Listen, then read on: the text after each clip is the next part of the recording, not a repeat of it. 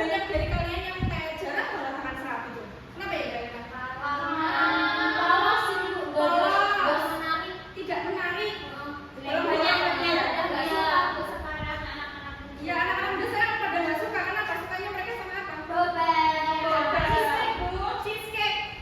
Oke. Nah, di sini guru berarti kan kita berarti bisa menemukan masalah ya bahwa ternyata serapi yang punya nilai budaya ini sudah mulai ditinggalkan, hilang. Jadi gimana caranya kita supaya serapi ini bisa populer lagi?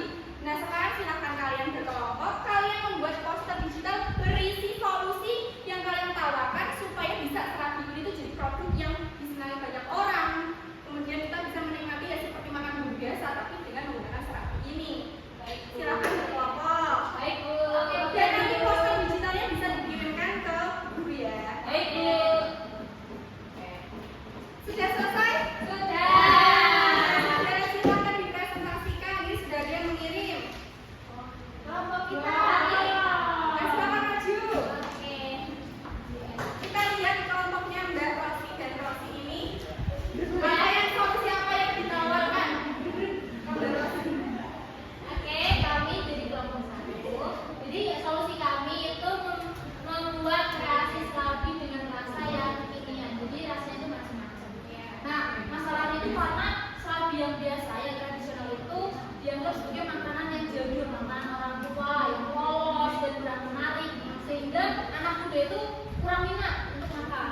Nah, solusi kami itu dengan menambahkan variasi rasa kekinian dengan tetap mempertahankan teksturnya yang lembut dan juga ciri khasnya, sehingga memiliki nilai keunggulan yaitu rasanya itu beragam sesuai selera semua usia. Tampilannya itu menarik dan Instagramable, jadi bisa untuk feeds dari Instagram. Bahan-bahannya itu yang digunakan juga berkualitas dan aman, serta sebagai sarana untuk melestarikan makanan tradisional dengan cara yang modern. Baik, terus kalau dari kelompok kami itu varian rasa yang kami tawarkan itu yang pertama ada original gula merah seperti ini gambarnya, terus juga matcha tiramisu, terus coklat keju, terus durian creamy, terus strawberry milk. Sangat menarik kan? Ya beli.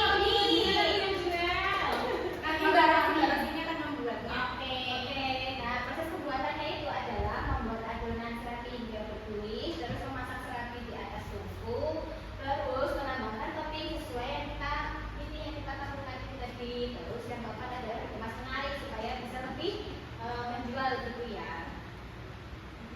Nah, kenapa kami memilih ide ini? Karena ide ini itu memberi kami pengalaman baru untuk menikmati serapi, kemudian supaya bisa menarik minat anak muda untuk mencintai makanan tradisional. Selain itu juga sebagai peluang usaha yang kreatif dan menjanjikan, dan yang terpenting adalah melestarikan budaya kuliner Indonesia. Yuk coba serapi kami enak, lembut, dan bikin ketagihan.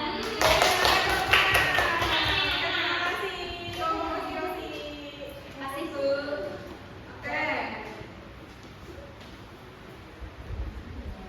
Nah, tadi sudah dipresentasikan ya. Berarti dari sini tadi kita sudah mendapatkan solusi bahwa ternyata serapi yang mulai hilang ini masih bisa kita lestarikan dengan mengintegrasikan budaya sekarang dengan yang dulu kan. Kayak misal sekarang itu banyak variasi-variasi, kemudian kita masukkan ke makanan tradisional.